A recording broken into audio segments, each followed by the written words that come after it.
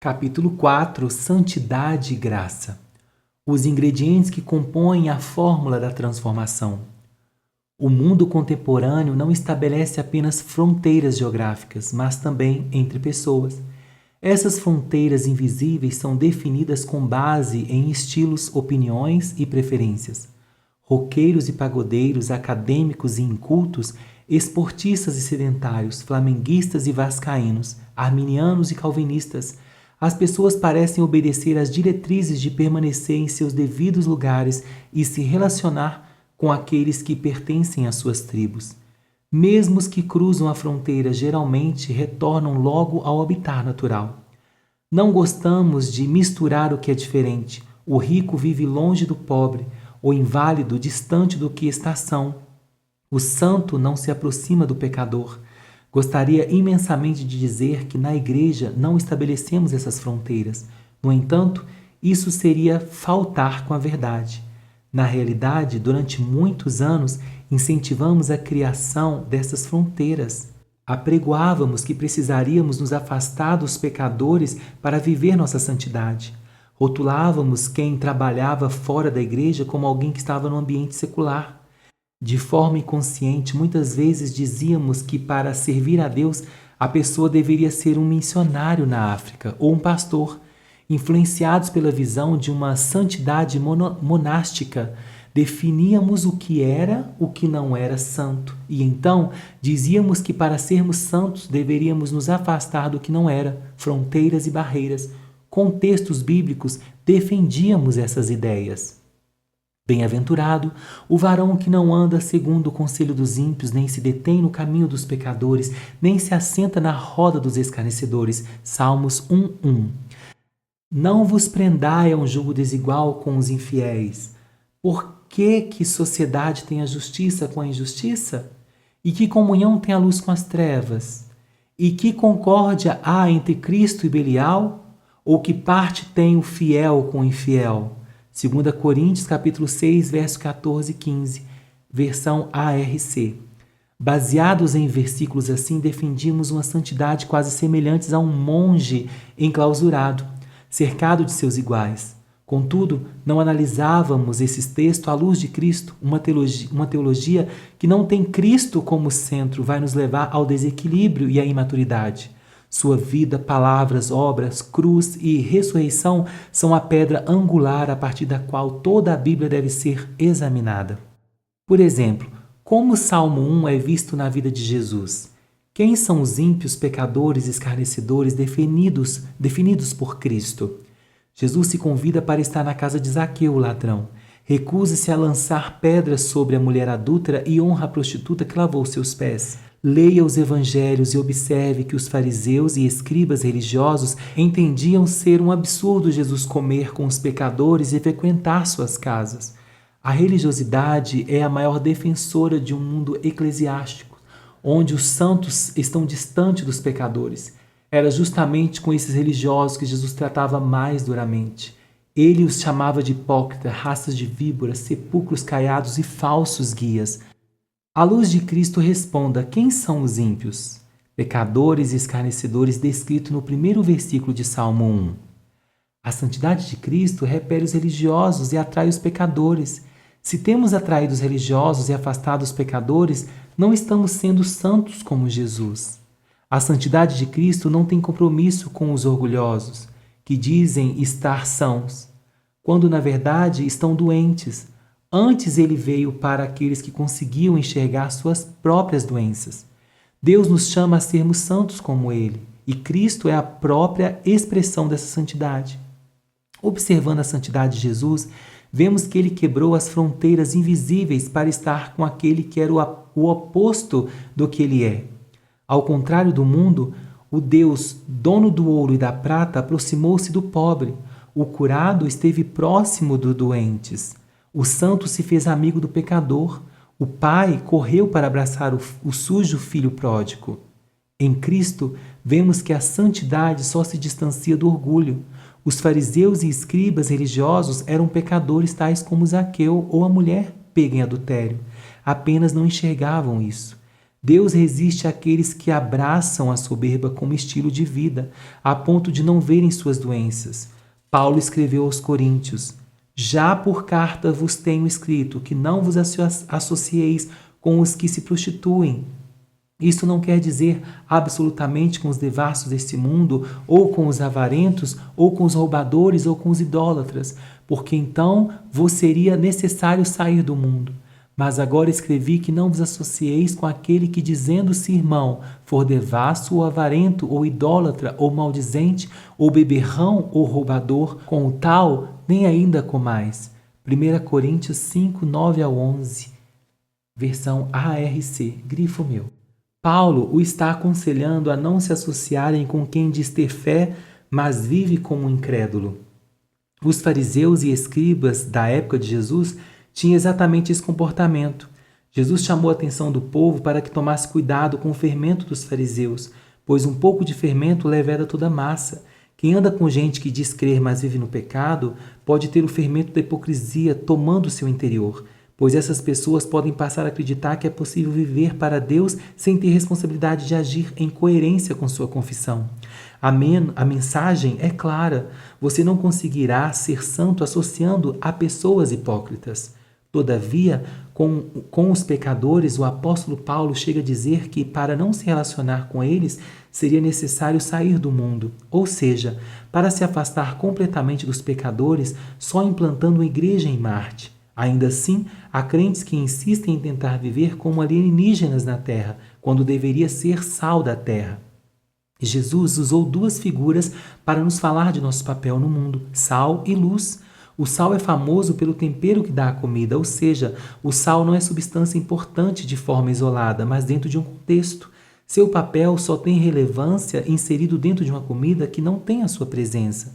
Dentro do saleiro, o sal não faz diferença, assim como a luz também não faz diferença em um local iluminado. É apenas na escuridão que vemos a importância da luz. Sem a luz de suas ações, o mundo só saberá andar na escuridão. Repare que as duas figuras falam de deserção e não de isolamento. As pessoas só viram o quanto sua vida estava sem sabor quando o sal chamado Jesus Cristo se relacionou com elas. Elas só enxergaram seu pecado quando a luz do mundo esteve entre elas. Santidade não é afastamento do pecador, é influência sobre ele. O santo não é influenciado, ele é um influenciador. Influência é exatamente o ponto-chave da santidade. Quando nos convertemos, muitas vezes é necessário que nos afastemos de alguns lugares, de algumas pessoas, por ainda não termos capacidade de influenciar os que não são cristãos. Quando somos imaturos, tendemos a nos deixar levar pelo pecado, ao invés de o influenciarmos. Se esse for o seu caso, espere um pouco mais na presença de Deus para que nele você encontre poder para brilhar na escuridão. É importante entendermos a influência como chave para evitar que nos aprofundemos demais nos relacionamentos com os incrédulos. O texto que fala sobre o jugo desigual que citei no início deste capítulo trata justamente de um nível de relacionamento mais intenso. O jugo era um objeto que dois bois usavam sobre si para fazer o trabalho. Era uma armação de madeira que ficava sobre o pescoço dos animais a fim de fazê-lo trabalhar junto. Enquanto estivesse debaixo do jugo, um teria que ir aonde o outro fosse. Ele os mantinha unidos, próximos, durante todo o tempo em que estivessem trabalhando junto. Somos chamados a influenciar pelo relacionamento, mas não a termos um relacionamento com o pecador de uma forma tão constante e próxima. Um homem pode influenciar uma mulher a se converter, porém ele não precisa se casar com ela para testemunhar do Evangelho.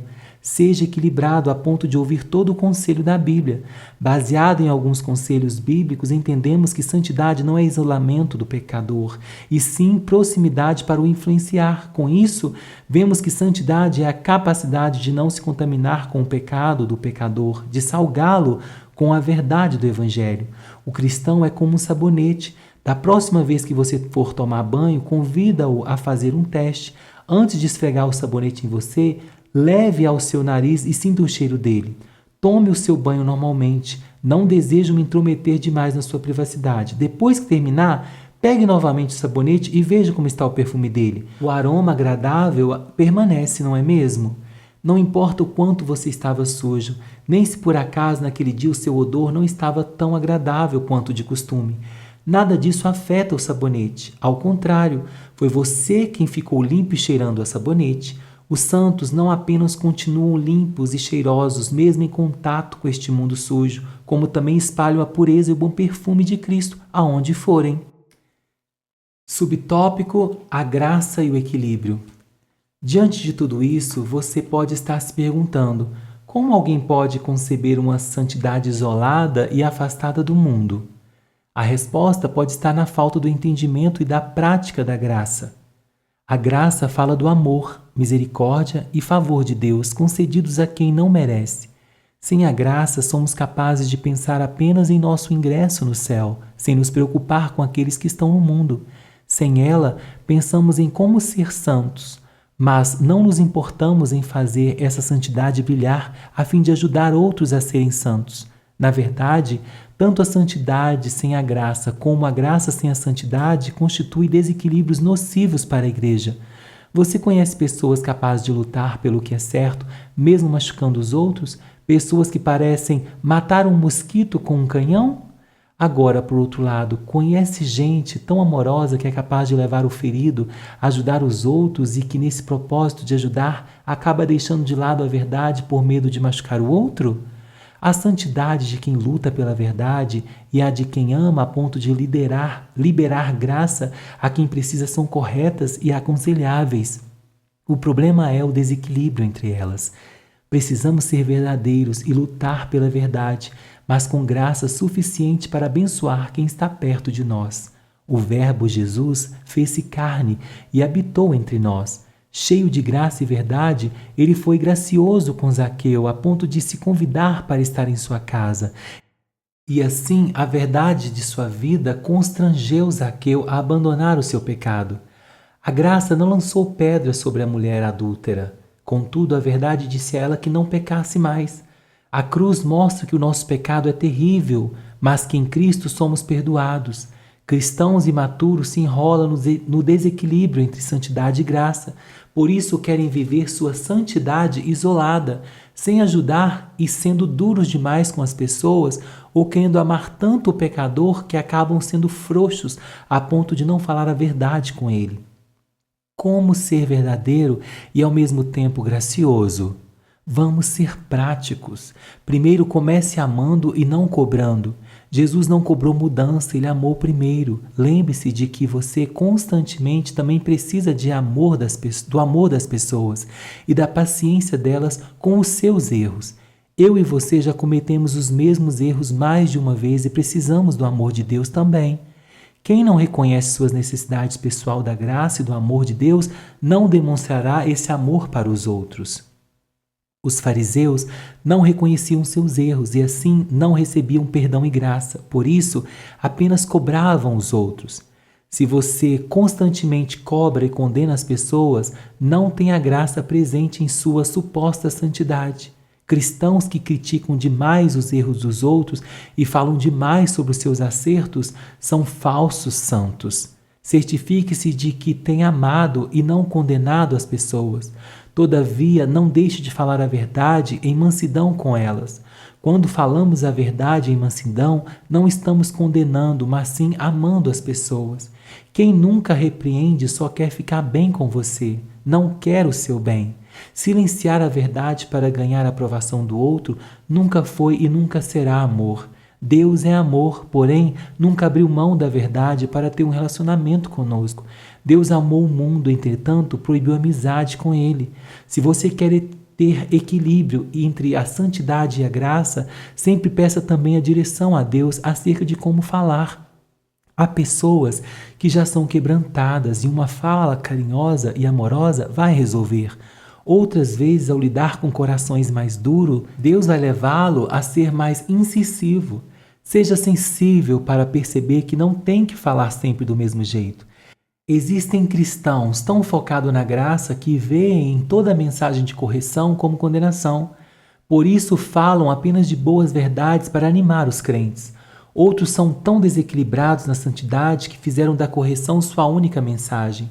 Uma igreja que apenas corrige sem encorajar formará desanimados. Quem apenas anima sem corrigir produzirá iludidos. O equilíbrio entre animar e corrigir estabelecerá cristãos maduros. Subtópico: responsabilidade versus passividade. O Verbo se fez carne, cheio de graça e verdade. O equilíbrio é a marca da maturidade na pessoa de Cristo. Ele sabia estar com multidões, mas também ter tempo a sós com o Pai.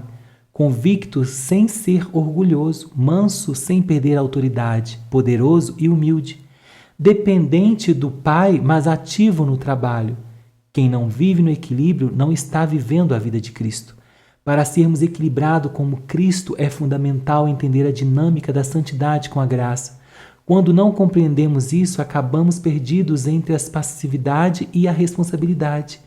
Muitos que se firmam na graça sem levar em conta a santidade defendem uma vida passiva em que Deus faz tudo e eles não precisam fazer nada. Outros que apoiam a santidade sem a graça tornam-se legalistas, falam sempre de suas responsabilidades, trazendo assim peso e condenação excessivos sobre as próprias vidas e daqueles que o cercam. Algumas pessoas parecem viver como em uma gangorra. Um dia estão no extremo de uma verdade, depois passam para o outro extremo. Eles não conseguem se manter em equilíbrio entre as verdades. Quando ouvem que precisam descansar em Deus, tornam-se passivas. Quando ouvem que precisam agir, esquecem sua dependência de Deus. Temos a responsabilidade de orar, jejuar, viver um caráter santo, testemunhar do Evangelho, trabalhar e etc. Contudo, precisamos entender que sem a graça de Deus nunca conseguiremos fazer isso. É a graça que nos habilita a cumprir nossas responsabilidades. De nada adianta cobrar as pessoas para que se cumpram seus deveres sem mostrar onde conseguir os recursos necessários para isso. Você pode todas as coisas na graça de Cristo que o fortalece. No entanto, poderíamos sim reformular esse versículo transpondo termos: você nada pode fazer sem a graça de Cristo fortalecedora. Essa compreensão da graça de Cristo que nos capacita deve nos levar a uma postura de dependência. Esperamos em Deus na oração, cremos em sua obra e confiamos em sua soberania. Essa dependência do Senhor só não pode nos conduzir para a passividade. A passividade pode ser facilmente camuflada com a roupa da dependência. Podemos dizer que estamos dependendo de Deus para nos dar emprego. Contudo, não saímos à procura de trabalho. Afirmamos que Deus cura, mas não ousamos nos levantar e tocar em sua veste. Declaramos que a graça nos liberta, porém não agimos em direção à nossa libertação. Acreditamos em uma colheita, no entanto, não plantamos nem regamos a semente. Certo homem uma vez disse: a graça não retira as nossas responsabilidades, ela anula o nosso mérito. Deus nunca tirou a santidade, a oração, o jejum ou qualquer outra prática espiritual como canais que recebemos dele. Não podemos de forma desequilibrada dizer que não precisamos fazer nada, porque ele faz tudo. A palavra de Deus diz que tudo o que recebemos é pela graça. Entretanto, a Bíblia também ensina que para que haja colheita é preciso plantar. Antes de encontrar, é preciso buscar, procurar. Para receber, é necessário pedir. A porta só se abre depois que alguém bate. Ou seja, é pela graça, mas isso não nos exime das nossas responsabilidades. Olhando a questão por outro ângulo, só porque agimos conforme as nossas responsabilidades não significa que aquilo que recebemos de Deus foi mérito nosso. Existem pessoas que falam tanto de suas ações que acabam orgulhosas espirituais. São capazes de dizer que foram abençoadas por causa do seu jejum, oração e consagração. Elas não entendem que, por mais que façamos, nunca é por nossa causa, é sempre por Cristo. Entender a graça irá nos vacinar contra o orgulho espiritual de achar que é pelo que fizemos ou deixamos de fazer que recebemos algo de Deus. Há diversos momentos na fé cristã que Deus nos abençoa sem termos orado ou crido o suficiente, não é mesmo? Por que Deus faz isso? Para nos lembrar de que não é por nós, mas por Ele. Contudo, quando isso acontece, alguns chegam ao extremo de dizer: então não preciso orar tanto, pois é a graça, e não é o que eu faço. É imaturidade, desequilíbrio. A graça, quando recebida, é bem compreendida, nos constrangerá a fazer mais e buscar mais. Ela nos tornará dependente do Pai e ousados para agir. Como eu escrevi com o meu amigo Braulio em nosso livro Entrando no Céu e Mudando a História, quando há dependência, não se mistura com ousadia no agir. Ela se torna passividade. Quando a ousadia não tem dependência de Deus, ela é impulsiva, orgulhosa e carnal. Mas se a dependência e a ousadia estão juntos, temos a eficácia de toda a mensagem do Evangelho.